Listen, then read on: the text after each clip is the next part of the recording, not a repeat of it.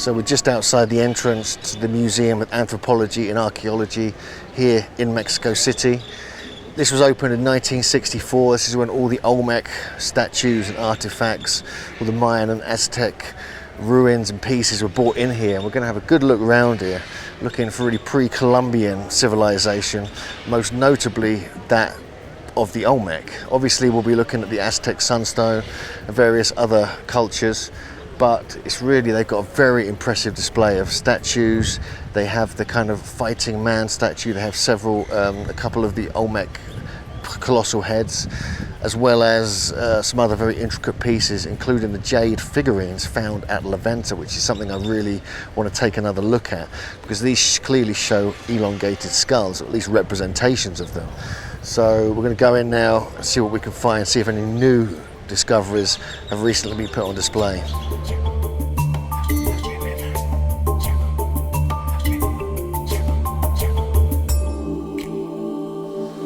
Just behind me are two very interesting examples of cranial deformed skulls, and these are part of the Maya exhibition here at the main Mexico Museum. One of them is extremely large, and it has features that are described and photographed of the giants of North America, with the sloping back skull, the protruding jaw, the powerful cheekbones, and it looks big. This looks much larger than a normal human skull.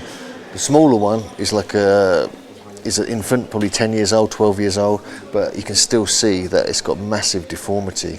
Now, we've seen some examples from the Olmec, we've seen them in the Maya, and we know as we go around the Olmec world, we're going to see yet more examples. And so we know this was prevalent here all over Central America, as well, obviously, as in South America and in other parts of the world. The one on the right is an adolescent.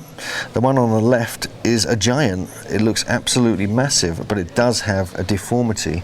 When you get around the back, you might be able to see it from the top. It does look like one of the classic giant skulls, like Adena type skulls almost, you find in North America. Whether it's just... It's bigger than... Probably not even 10 years old, this one. It's only got 20 teeth. Yeah? So that's a young person. Still shows a lot of deformation, a lot of work's done on it. Well, as you know, the deformation process begins very soon after childhood, and then takes 2 to 3 years for the bone material to calcify to the point where, from that point on, as the child grows, the skull retains that shape. But that's, this is a... So when do they stop deforming the skulls? What kind of age? Well, in Mexico, it seems to be up until Mayan times. I've seen no evidence of the Aztecs. No, I mean, what age? Like 5 years old, 6 years old? It's usually from soon after birth until 2 or 3, depending upon how fast the bone material replaces the more flexible, pre-material. But that's more or less universal. It's a very gradual process over 2 or 3 years. So if you just look around the back of that one, you can see the deformation on the very large one. You just see the stretching if you get around here even. So even though that looks like a very large skull, oversized skull, compared to this small one, obviously the massive deformation, even on a 10-year-old skull. But this is huge. It's almost got it's got a sloping back forehead, it's got very large, powerful, protruding jaw, and it's got a sloping back skull. This is reminiscent of some of the giant skulls we found all over North America. Let's just see what it says, actually on the skull itself. Found in 1857. Where is that? So at least we've got the reference of where it's from. 19. Jaina Camp.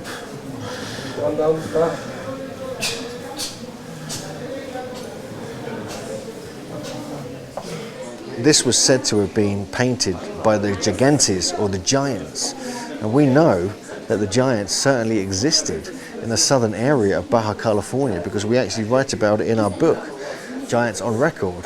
And so you imagine how tall you would have to be to reach up to do these.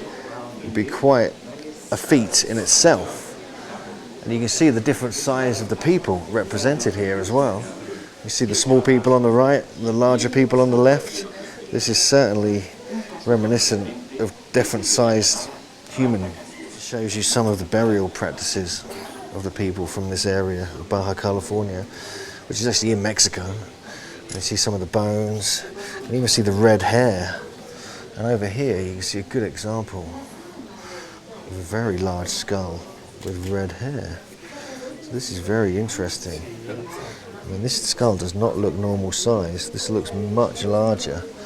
So this could be one of the tribes that we discuss in the book, Giants on Record. So it's the Paracu and the Guaycura tribes of southern Baja California, which were the giants, and these were witnessed.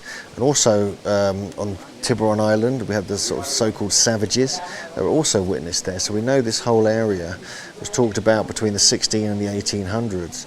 And it's just fascinating that these cave paintings are there, said to be built by the gigantes, or the giants of that particular area. So here we have examples of cranial deformation from the Olmec area, but this seems like it was a little bit later, going into like 100 AD onwards, but you can see that they've done some serious work on this skull.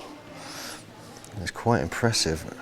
This is like classic elongation, which we see often in sites in Peru, in the Paracas culture.